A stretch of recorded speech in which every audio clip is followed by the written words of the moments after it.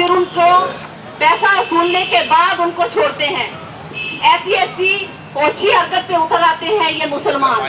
क्या हम लोग इनको परेशान करते हैं? नहीं, हम भी उनको उतना ही मान सम्मान अपने भारत में देते हैं। तो हम चाहेंगे कि हमारे भी जो सिंधी भाई हैं हमें भी वहाँ पर उतना मान सम्मान दे।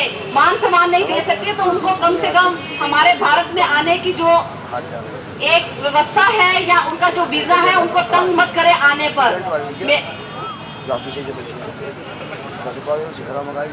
कहाँ 10 रुपया और मुसलमानों को जो हमारे हिंदुओं को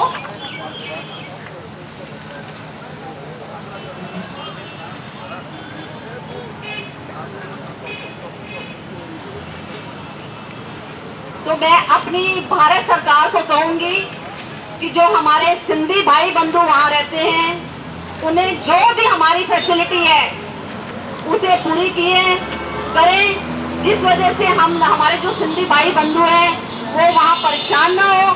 अगर हमारे भारत में आते हैं, चाहे वो 35 दिन के लिए आए, चाहे वो 10 दिन के लिए आए, उनका वीजा कैंसिल ना करे, उनका ध्यान दे, उनकी पूरी रक्षा करे, ये उनका पूरा काम बनता है। मैं अपने इस मंच से उन सबको एक बार प्रार्थना करूंगी कि अगर वो ये नहीं करेंगे तो हम सड़कों पर जितने भी हमारे सिंधु भाई हैं वो सड़कों पे उतर आएंगे, ताकि इनको बता देंगे कि अभी भी हम लोग दिल्ली में क्या पूरे भारत में जो सिंधी परिवार है उनको अच्छे से सबक सिखाएंगे कि सिंधियों का क्या, किस तरह से उनको मान सम्मान दिया जाना चाहिए।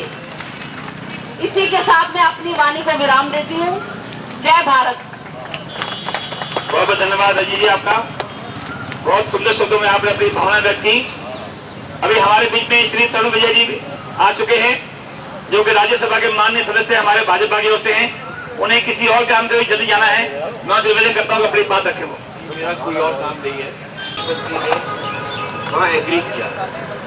तो मूल बात है कि हिंदू समाज आपस में जब तक संगठित नहीं होगा तब तक इन घटनाओं को हम रोक नहीं सकते। रिंकल कुमारी एक बहादुर हिंदू लड़की की तरह उसने सब जुल्म सहे और आखिर तक वो कहती रही कि मैं हिंदू ही रहूंगी, हिंदू ही मरूंगी।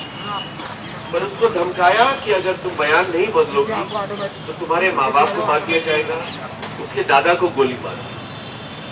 तो जब पाकिस्तान पीपुल्स पार्टी के शासक पार्टी है उसके उपाध्यक्ष मियां मीठू ही उस कांड में शामिल हो तो न जुडिशरी से उनको मदद मिली न राजनेताओं से उन्हें मदद मिली और आखिर में रिंकल कुमारी हार गई। वो रिंकल सरकार तो छोड़िए, जो जानकारी में आया कि वहां की कोर्ट सबसे सर्वश्रेष्ठ कोर्ट सुप्रीम कोर्ट भी कोई न्याय नहीं कर पाई और उन्होंने भी उन अपना महिलाओं के ऊपर जो अत्याचार हो रहे हैं, जिन्होंने वहां पर अपना ये संदेश दिया कि हम अपने माता पिता के साथ जाना चाहते हैं, उसमें ये 3 महिलाओं आशा और यसी ने ऐसे कई महिलाओं के साथ जो हुआ इसमें हिम्मत करके ये 3 महिलाएं सुप्रीम कोर्ट तक पहुंची, लेकिन उनकी आवाज भी वहां पर दबाई गई और कोर्ट ने उनके साथ न्याय नहीं किया।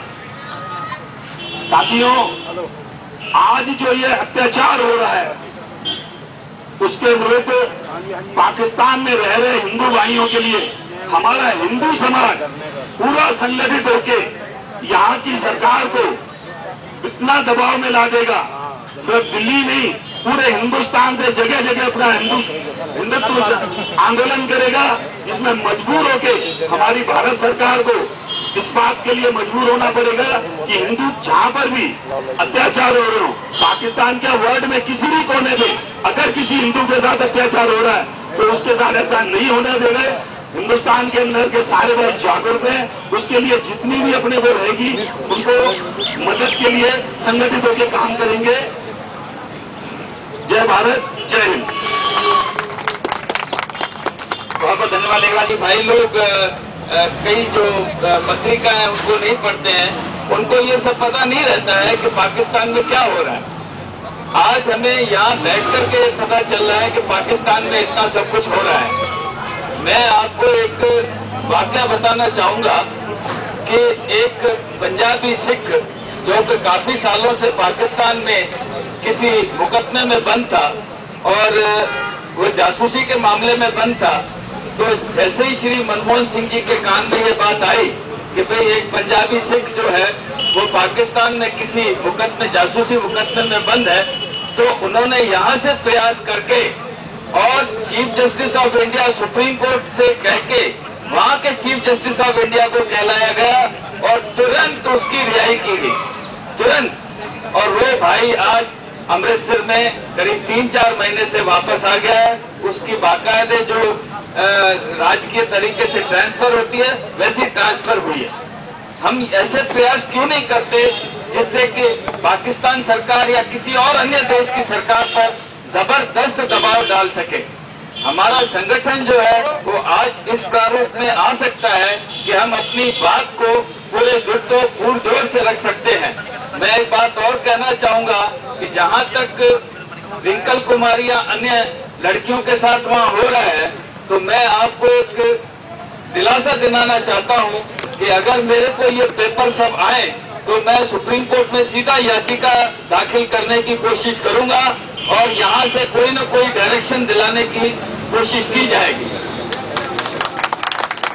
ये प्रयास जो होता है वो राजकीय तौर पे होता है, बाकी कहने से या ऐसा कोई संगठन के प्रयास से पाकिस्तान सरकार पे कोई असर होने वाला नहीं है। जब तक आप उसको कानूनी तरीके से प्रयास नहीं करेंगे, इन बातों से उन पे असर हो, ये मुझे नहीं लगता है। आज हमारे देश में वीर शिवाजी या महाराणा प्रताप जैसे योद्धा हिंदू समाज में क्यों नहीं हो रहे हैं? आज उनकी जरूरत है फिर से उभरने की और हिंदू समाज को बचाने की।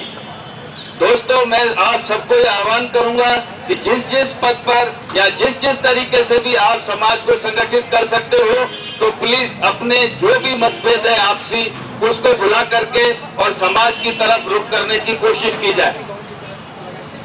मैं इतना कहने के बाद आप सबका धन्यवाद करता हूं और मैं अपने वादे के मुताबिक जो कर सकता हूं उसको करने का प्रयास करूंगा। धन्यवाद। आज हम एकत्रित हुए हैं 200 आदमी, परंतु अगली बार जब हम एकत्रित हों, अगर मेरे संपर्क में 10 आदमी हैं तो मैं 10 जनों को यहाँ लेके आऊँ। अगर मेरे संपर्क में 5 आदमी हैं तो मैं 5 को लेके आऊँ यहाँ पे, ताकि ये आवाज हमारी इतनी बुलंद हो कि एक शोला बने। आज धर्म परिवर्तन जो भी है एक सिंधी समाज पे ही सीमित नहीं है, पूरे हिंदू समाज पर सीमित है। हम इसको एक सिंधी समाज से लेके चल रहे हैं ताकि आगे बढ़ के पूरे समाज के ऊपर जो है जो एक कलंक लग रहा है मुस्लिम समाज के ऊपर, वो हम इसको धो के रहेंगे। हम अपने ऊपर ये नहीं जुर्म सहेंगे कि हमारा धर्म परिवर्तन किया जाए। आज इसका मैं हेडिंग पढ़ रहा हूँ, रिंकल कुमारी सा जेको जो जे दवा सा हो जे तो छात है। इस चीज को हमने समझना है। और मैं सब महानुभावों को जो भी यहाँ बैठे हैं, अगली बार जब भी हमारा एक कार्यक्रम हो तो अपने साथ कम से कम 25 आदमी, एक आदमी जरूर लेके आए, ताकि हम सरकार को दिखा सकें कि हम भी कुछ हैं। सिर्फ ये सिंधी समाज ही नहीं, हिंदू समाज भी साथ है। और मैं आपसे आग्रह करता हूँ कि इसको आप रोके नहीं, इसको बढ़ने दें। हमारे ऊपर प्रभु का हाथ है, वो हमारे साथ जरूर रहेंगे और हमेशा है। धन्यवाद। सभा के और सिंधु उत्सव के जाते जाते आयो लाल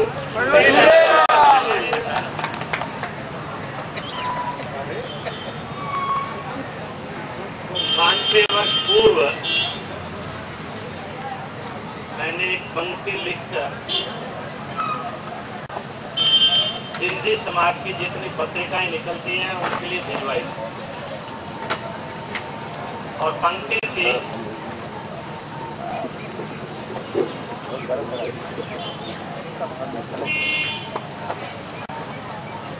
सिंध हिंदुस्तान में था, सिंध हिंदुस्तान के राष्ट्रगान में है और सिंध को पुनः हिंदुस्तान में होना चाहिए। मैंने ये पंक्ति इसलिए नहीं लिखी थी कि मुझे कोई शेर लिखना, मैंने ये पंक्ति इसलिए लिखी थी कुछ घटनाएं इस पंक्ति को साकार करने के लिए घटेगी और भारत में नहीं विश्व भर में जहां जहां सिंधी समाज है उसका ये है जय घोष नहीं बने, उसका मिशन बन जाए और संकल्प बन जाए।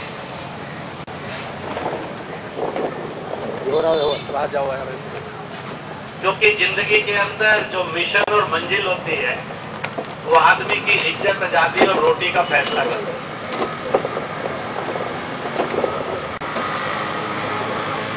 जब हम बच्चे थे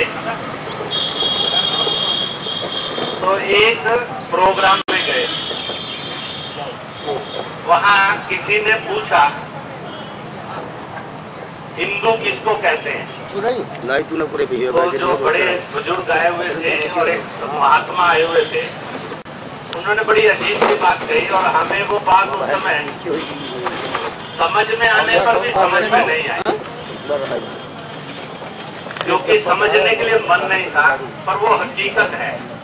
और आज की सभा उस हकीकत का उसने कहा जब हिंदुस्तान के अंदर जो पहला हिंदुस्तान था या आज का हिंदुस्तान है, जब किसी मुसलमान का डंडा पड़ता है तो जो वो चिल्लाता है उसका मतलब होता है वो हिंदू।